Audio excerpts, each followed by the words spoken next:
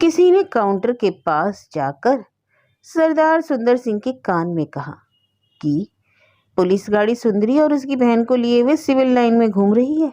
तो उसका मुंह लाल हो गया, हाथ कांप गया और पेंसिल हाथ से गिर गई। यह बात सुबह से सुनी जा रही थी कि सुंदरी पुलिस को उन सब लोगों के पते ठिकाने बता रही है जिन जिन के घर उसे और उसकी बहन शमी को ले जाया गया था। कुछ बड़े बड़े असामियों की गिरफ्तारियां हो चुकी थी, जिनमें एक मजिस्ट्रेट का भाई और एक पुलिस इंस्पेक्टर भी था। फिर भी सरदार सुंदर सिंह का दिल कह रहा था कि उसकी गिरफ्तारी नहीं हो सकती। जो लम्हे उसने सुंदरी के साथ बिताए थे वे उसकी जिंदगी के सबसे खुशगवार लम्हे थे। क्या जिंदगी ऐसी नाइंसाफी उसके साथ कर सकती थी? उन हसीन खुशगवार लम्हों की याद उससे छीन कर उसे बिल्कुल दिवालिया कर दे। इसके अलावा उससे कोई बदफैली भी नहीं हुई थी। बुनियादी तौर पर वह एक नेक और शरीफ आदमी था और उसका दिल कह रहा था कि उस जैसे नेक और शरीफ आदमी को कभी हथकड़ी नहीं लग सकती। उसे विश्वास था कि उसका दिल कभी गलत बात नहीं कहता। कुछ बरस पहले वह चाय और शरबत का सामान ठेला गाड़ी में रखकर गली गली घूमा करता था। तो उसके दिल ने शहादत दी थी कि एक दिन वह अपना बहुत बड़ा होटल खोलेगा और कई कई बैरे और खानसामे उसके नीचे काम करेंगे। उसके दिल की यह बात जितनी जल्दी उसने आशा की थी उससे कहीं जल्दी पूरी हो गई थी। 5-6 बरस में ही वह फटे हुए पजामे कुर्ते से शार्क स्किन की बूशर्ट तक पहुंच गया। 2 रुपये रोज से उसकी आमदनी 30-40 रुपये रोज तक चली गई और उसके बोल चाल और चलने फिरने के अंदाज में इतना अंतर आ गया कि उसे जानने वाले भी नहीं कह सकते थे कि यह सुंदर सिंह है जो एक ठेला लगाया करता था। उसे महसूस होता था कि उसके बाहर की चीज ही नहीं बदली, वह अंदर से भी पूरी तरह बदल गया है। केवल एक चीज नहीं बदली थी और वह थी उसकी बीवी, जिसकी सूरत से भी उसे नफरत थी। उसके पास जाकर सुंदर सिंह के दिल की सारी उमंगें ठंडी पड़ जाती थी, जिस वजह से 15 बरस में वाहेगुरु ने उसे कोई बच्चा नहीं दिया था। मगर उसका दिल कहता था कि उसकी सारी उम्र इसी तरह नहीं गुजरेगी। वह सरदार सुंदर सिंह तलवार एक ना एक दिन अपनी सारी हसरतें पूरी जरूर करेगा। इसलिए जिस दिन सुंदरी के उसके घर में आने की बात तय हुई वह अपने दिल की बात का और भी कायल हो गया। उसे लगा कि उसके अंदर जरूर किसी औलिया का वास है। उसने बड़ी मुश्किल से मनाकर अपनी बीवी को उसके बाप के घर भेज दिया। वह जाना भी चाहती थी क्योंकि बहुत दिनों से जब जब उसने जाने की इच्छा प्रकट की थी सुंदर सिंह ने यह कहकर उसका प्रस्ताव रद्द कर दिया था कि वह अपना एक एक पैसा बिजनेस के बढ़ाने में लगा रहा है। उसके पास उसे इधर उधर भेजने के लिए पैसे नहीं हैं। मगर इस बार उसने अपने पिछले रवैये के लिए उससे माफ़ी तक मांगी और अनुरोध किया कि वह उसका दिल रखने के लिए चली ही जाए। बीवी के चले जाने पर उसने खाली घर को इस तरह देखा जैसे अभी अभी उसने जाले आले उतारकर ठीक किया हो और खाली पलंग पर लेटकर इस परिवर्तन को महसूस करने का प्रयत्न किया। सुंदरी उस रात 10 बजे से लेकर 12:30 बजे तक उसके पास रही। वह मोटी सी औरत हरजीत कौर उसे छोड़कर चली गई तो सुंदर सिंह ने दरवाजा बंद करके चटकनी चढ़ा ली। यह उसकी जिंदगी में पहला मौका था कि एक इतनी हसीन लड़की उसके इतनी नजदीक थी और उसके मन में किसी भी तरह का डर या अंदेशा नहीं था। वह अपनी सारी हसरत और अरमान उसके शरीर पर पूरे कर सकता था। उसने पास जाकर उसका हाथ पकड़ लिया और कहा, अरे ओ सोनिया बैठ जाओ। सुंदरी ने हाथ छुड़ा लिया और कमरे में टहलने लगी। सुंदर सिंह उससे छोटी मोटी छेड़खानियां करने लगा। कभी उसके कंधे पकड़कर उसके गाल चूम लेता तो कभी उसके गाल मसल देता। उसे छूते ही उसके शरीर में बिजलियां दौड़ जाती। किसी किसी क्षण उसे विश्वास नहीं होता कि जो कुछ हो रहा है वह एक हकीकत है। उसने सुंदरी का हाथ मजबूती से पकड़ लिया और फिर कहा, अरे चूजियो बैठ जाओ। सुंदरी बैठ तो गई पर सुंदर सिंह को लगा कि वह उसे विचित्र संदेह भरी नजर से देख रही है। सहसा उसके शरीर की बिजलियां ठंडी होने लगी। उन बिजलियों की गर्मी बनाए रखने के लिए उसने उसे खींचकर अपने साथ सटा लिया और कहा, सोनियो तुम हमें प्यार नहीं करते? सुंदरी ने उसकी बाहों से मुक्त होने का प्रयत्न किया तो सुंदर सिंह और ठंडा पड़ने लगा। वह उससे इस तरह लिपट गया जैसे डूबते आदमी के हाथ में किसी तैराक की बाह आ गई और वह किसी भी तरह उसे छोड़ना ना चाहता हो।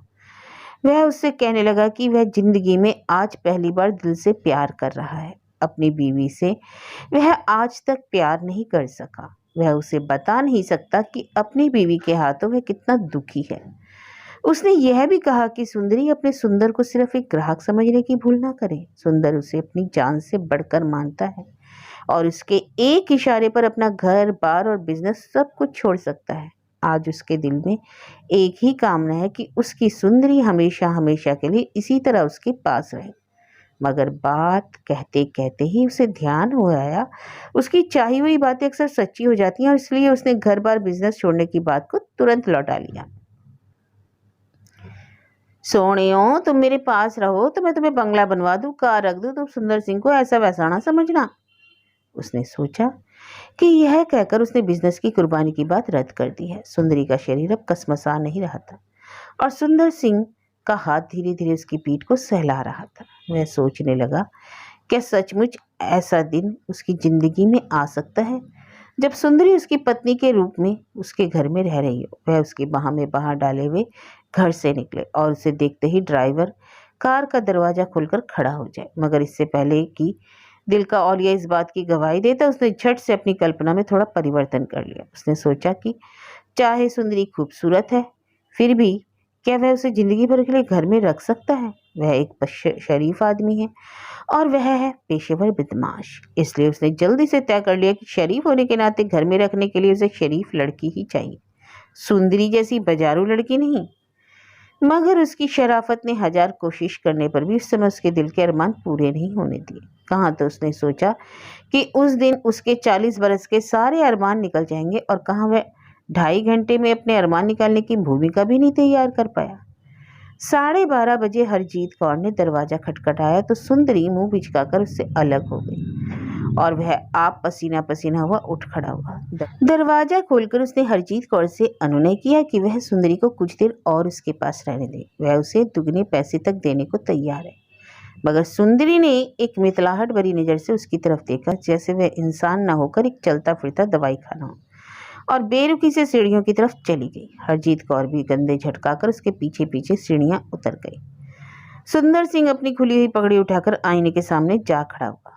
सुंदर सिंह, तू गधा है, तू बैगन है, तू अमरूद है, कहकर उसने 2-3 बार अपने ही मुंह पर चपत मारी और पगड़ी लपेटने लगा। पगड़ी लपेटकर उसने फिर एक बार अपने मुंह पर चपत मारी। सुंदर सिंह, तू शलगम है, शलगम, तू होटल छोड़ और ठेला चला। मगर कुछ दिन बाद जब सुंदरी और हरजीत कौर पकड़ी गईं और शहर में हर व्यक्ति के मुंह से सुंदरी कांड की चर्चा सुनाई देने लगी तो सरदार सुंदर सिंह के दिल से अपनी असफलता का खेद बहुत हद तक जाता रहा। उसे यह भी लगा कि कुदरत ने इस तरह उसके तिरस्कार का बदला ले लिया है। सुंदरी ने पुलिस के सामने बयान दिया था कि वह अभी नाबालिग है और हरजीत कौर जबरदस्ती उसे पेशा कराती है। इससे सुंदर सिंह को लगा कि उसकी असफलता के पीछे भी शायद कुदरत का ही हाथ है। वाहेगुरु ने अपनी बाह बढ़ाकर इस अपराध का हिस्सेदार बनने से बचा लिया। उसने मन ही मन वाहेगुरु की अरदास की। मगर यह सुनकर कि पुलिस की गाड़ी सिविल लाइंस में घूम रही है, उसका दिल खामखा धड़कने लगा। उसे विश्वास था कि जिस तरह वाहेगुरु ने जब तब उसकी लाज रखी है उस तरह आगे भी रखेगा। मगर उसे लगा कि पुलिस की गाड़ी अचानक उधर आ निकले और सुंदरी उसे काउंटर पर खड़े देखकर पहचान ले, तब तो वाहेगुरु के लिए भी लाज रखना मुश्किल होगा। क्या पता वे लोग एक एक प्याली चाय पीने के लिए ही उसके होटल का रुख कर लें और वहां आकर पुलिस वाले सुंदरी की आंखों से ताड़ ले कि दाल में कुछ काला है और वहीं तहकीकात शुरू कर दे। उसने कांपते हाथ से गिरी हुई पेंसिल को उठाया, मगर उससे बिल बुक में हिंदी से ठीक नहीं लिखे गए।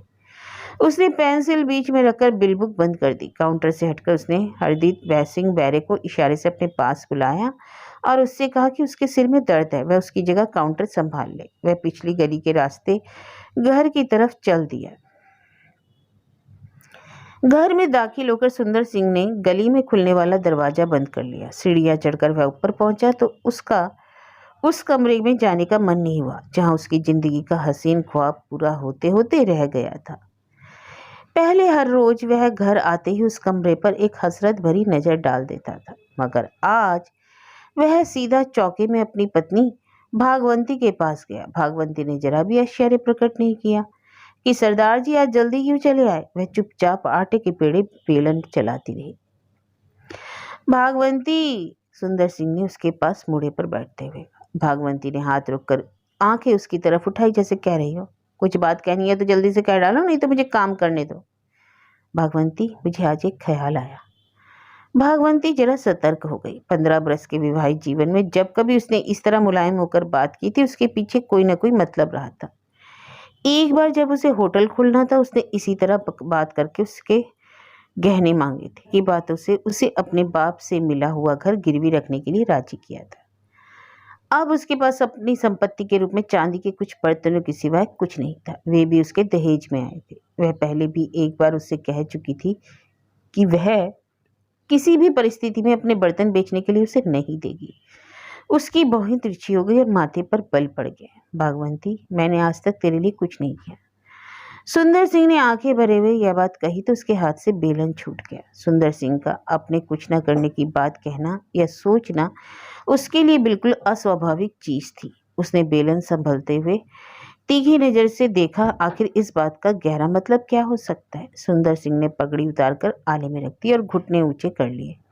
भागवंती, मैं तेरे लिए सोने की चूड़ियां बनवाना चाहता हूँ। भागवंती ने एक लंबी सांस ली, बेली हुई चपाती तवे पर डाली और कहा कि उसे गरम फुल्का खाना होता है, उसकी थाली लगा दे। सोने की चूड़ियां वह बहुत पहन चुकी। भागवंती, तूने सुंदर सिंह का दिल नहीं देखा? देखोगी तो कहेगी कि हाँ, सुंदर सिंह भी कोई चीज है। कहता हुआ वह पकड़ी सिर पर रखकर उठ खड़ा हुआ। भागवंती ने कुछ नहीं कहा, सिर्फ इतना पूछ लिया कि वह रोटी अभी खाएगा या ठहर कर। सुंदर सिंह के मन में था कि वह उसके पास बैठकर उससे देर तक बातें करे और रोटी खाकर उसके साथ ही बीच के कमरे में जाए। उसने यह भी सोचा था कि मौका लगा तो वह सारी बात बताकर उससे माफी भी मांगेगा, क्योंकि उसे ख्याल था कि अगर सुंदरी ने पुलिस को बता दिया और पुलिस उसके घर आ गई तो भागवंती ही उसका बचाव कर सकेगी। मगर भागवंती का उदासीन भाव देखकर उससे कुछ भी नहीं कहा गया। वह रोटी के लिए मना करके चौके से निकल आया। भागवंती ने एक बार भी उससे फिर अनुरोध नहीं किया वह रोटी खाकर ही जाए। वह तवे पर रोटी को फुलाकर चुपड़ती रही। सुंदर सिंह का मन खींच गया कि इस औरत की वजह से वास्तव में उसकी जिंदगी तबाह हो गई। आज अगर उसे हथकड़ी लगेगी तो इसी की वजह से, मगर वह तब भी शायद इसी तरह चकले पर बेलन चलाती रहेगी और चिमटे से कोयले ठीक करती रहेगी। कमरे में जाकर वह पलंग पर लेट गया तो उसे रह रहकर भागवंती पर क्रोध आने लगा। वह उससे आज तक शराफत बरतता है, इसलिए वह इसे बिल्कुल ही बोदा समझती है। यह भी तो उसकी शराफती की जिस दिन वह सुंदरी को घर लाया उस दिन उसे मैके भेज दिया। चाहिए तो यह था कि उसके सामने ही घर में यह करतब करता, जिससे वह एक बार महसूस तो करती कि वह उतना गावदी नहीं है जितना वह समझती है। अब तो वह ऐसे ही व्यवहार करती है जैसे वह आदमी ना होकर मिट्टी का ढेला हो। गली में 4-6 व्यक्तियों के चलने की आवाज़ सुनकर सुंदर सिंह चौंक गया। एक बार उसका दिल जोर से धड़क गया और उसे अफसोस हुआ कि उसने कमरे की बत्ती जलती क्यों रहनी थी। उसे लगा कि 2 ही क्षण बाद बंद दरवाजे पर दस्तक दी जाएगी और उसके कुछ ही देर बाद शायद पुलिस उसे हथकड़ी लगाकर कोतवाली की तरफ ले जा रही होगी। मगर पैरों की आवाज़ शीघ्र ही दूर चली गई और धीरे धीरे समाप्त हो गई। सुंदर सिंह पलंग से उठा और खिड़की के पास चला। खिड़की की सलाखें बहुत ठंडी थी और नीचे गली सुनसान थी। सुंदर सिंह का मन एक विचित्र सी निराशा से भर गया। उसने उन 2 ही क्षणों में अपने मन को पुलिस के सामने घटित होने वाले दृश्य के लिए तैयार कर लिया था। मगर पुलिस तो क्या, गली में इंसान की छाया तक ना थी। वह फिर आकर पलंग पर लेट गया। दिन में उसने कई तरह के किस्से सुने थे कि सुंदरी ने लोगों के घरों में जाकर पुलिस को क्या क्या चीजें बताई हैं। लोग सुंदरी की याददाश्त पर हैरानी प्रकट कर रहे थे कि कैसे उसने एक एक घर का कच्चा चिट्ठा खोलकर रख दिया। चौके से अब भी चकले बेलन की आवाज आ रही थी। सुंदर सिंह ने करवट बदलकर सोचा कि इस समय सचमुच सुंदरी पुलिस को लिए हुए वहां आ जाए और पुलिस उसे हथकड़ी पहना दे तो निसंदेह भागवंती उसकी मर्दानगी के प्रति इस तरह उदासीन नहीं रह सकेगी और उसके दिल में उसके लिए कद्र पैदा होगी। उसके सामने वह पूरा दृश्य जैसे घटित होने लगा। दरवाजे पर दस्तक होती है और भागवंती दरवाजा खोलती है। सुंदरी और पुलिस के सिपाहियों को देखकर वह भौचक हो जाती। माई, सरदार सुंदर सिंह का यही मकान है? एक सिपाही पूछते हैं। हाँ हाँ, यही मकान है, सुंदरी कहती है। सीढ़ियों के साथ इनका बड़ा कमरा, उससे दाईं और एक पलंग बिछा है। चलिए ऊपर। भागवंती घबराई सी उनके लिए रास्ता छोड़ देती है। वे सब ऊपर पहुंच जाते हैं। भागवंती भी डरी डरी से उनके पीछे ऊपर आ जाती है। सुंदरी पास आकर उसका हाथ पकड़ लेती है। यह है सरदार सुंदर सिंह, वह कहती है। लगा लो इसे हथकड़ी। हाथ आगे कर सरदार जी। सिपाही आकर उसे हथकड़ी पहनाने लगता है। बहुत मौज कर ली, अब चलकर हवालात की हवा खाओ। वह तनकर खड़ा हो जाता है और कहता है कि इस मामले में बिल्कुल बेकसूर है। वाहेगुरु की सौगंध खाकर कह सकता है कि वह बिल्कुल बेकसूर है। यह लड़की खामखा उसका नाम लगा रही। भागवंती उसके और सिपाही के बीच जाकर खड़ी हो जाती है और कहती है कि वे उसके पति को गिरफ्तार नहीं कर सकते। उसका पति कभी अपराधी नहीं हो सकता। वह बेचारा तो किसी औरत की तरफ आंख भी उठाकर नहीं देखता। वह गौ की तरह असील और 100 शरीफों का एक शरीफ है। यहाँ तक आकर सुंदर सिंह को लगा कि सिलसिला गलत हो गया। इस तरह पुलिस के हाथों से भागवंती उसे बचा ले, तब तो वह उसके सामने और भी हीन हो जाएगा। और वह चाहता यह है कि भागवंती के दिल पर इस बात का सिक्का बैठ जाए कि वह मिट्टी का माधो नहीं, एक दिल और गुर्दे वाला खालिस आदमी है। यह और बात है कि वह अपने दिल को उससे मोहब्बत करने के लिए राजी नहीं कर पाता। इसलिए पुलिस के ऊपर आने के बाद की बात वह दूसरी तरह सोचने लगा।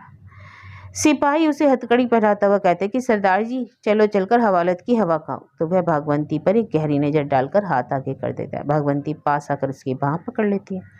हाय सरदार जी, वह रोती आवाज में कहती है। ये लोग आपको हथकड़ी क्यों लगा रहे हैं? हाय, मैं आपके बिना अकेली कैसे रहूंगी?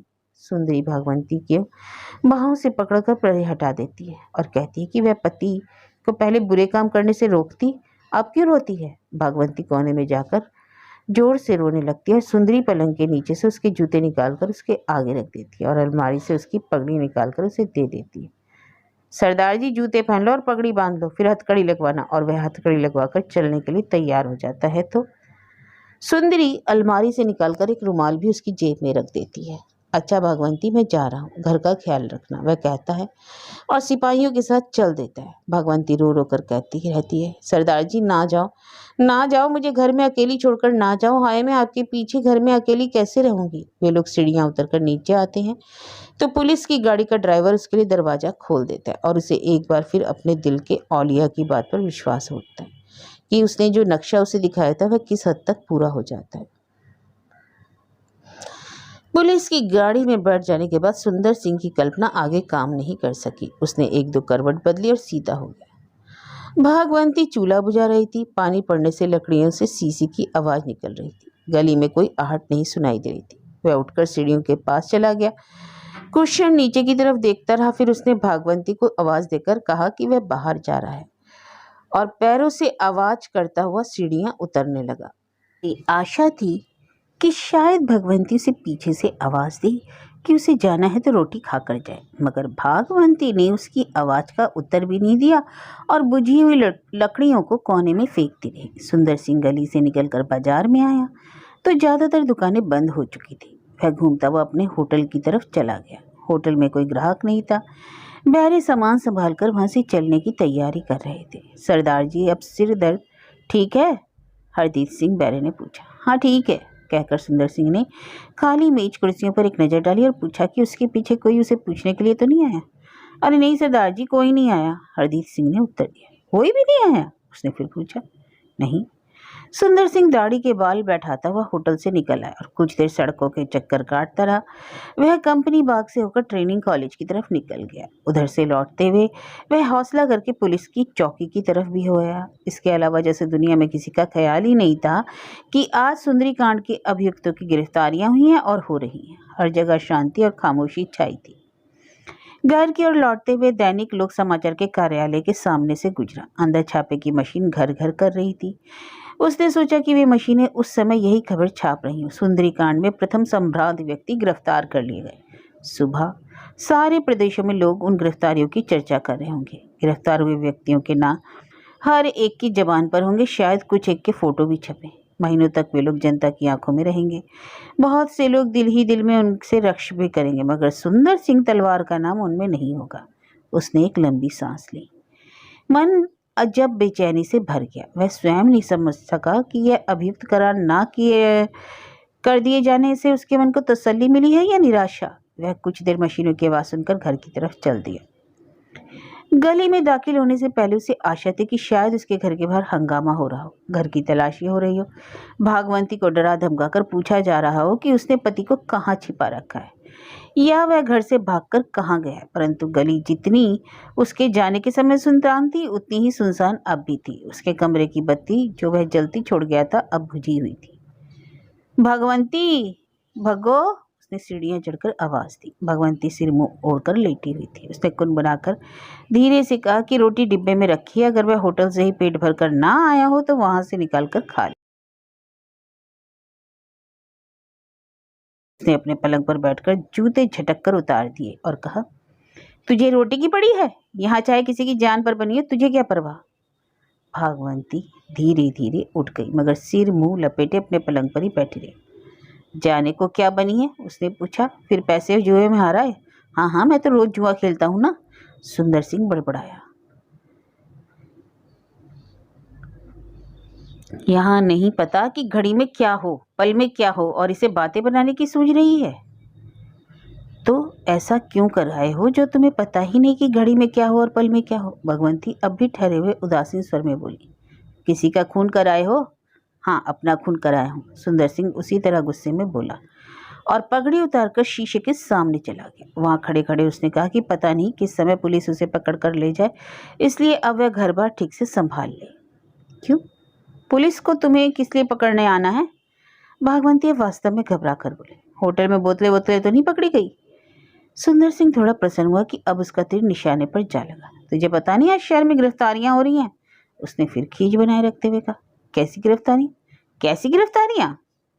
सुंदर सिंह अपने पलंग पर लौट आया। गिरफ्तारियां कैसी होती हैं? पुलिस उन सब लोगों को हथकड़ियां लगा रही है जिनके नाम वह लड़की उन्हें बता रही है। कौन लड़की लोगों के नाम पुलिस को बता रही है? भागवंती की घबराहट जाती रही और उसके स्वर में झुंझलाहट भर आई। आज फिर पी पिलाए हो? सारी दुनिया आज सुंदरी की चर्चा कर रही है और इसे बताऊं कि वह कौन है? सुंदर सिंह के महत्व के भाव से बाहें पीछे को कर ली। मैं कह रहा हूं कि घर संभाल ले, हो सकता है कि रात को पुलिस भी यहाँ छापा मार ले। मगर पुलिस को हमारे यहाँ किस बात का छापा मारना? भगवंती उसे गौर से देखने लगी। वह ऐसी बहकी बहकी बातें क्यों कर रहा है? वह मेरा नाम पुलिस को बता देगी तो पुलिस यहाँ छापा नहीं मारेगी? सुंदर सिंह ने सोचा कि अब उसने बात खोल दी है तो भागवंती रोना पीटना आरंभ कर देगी, मगर भागवंती उसी तरह स्थिर बैठी रही। उसे तुम्हारे नाम से क्या मतलब? उसने पूछा।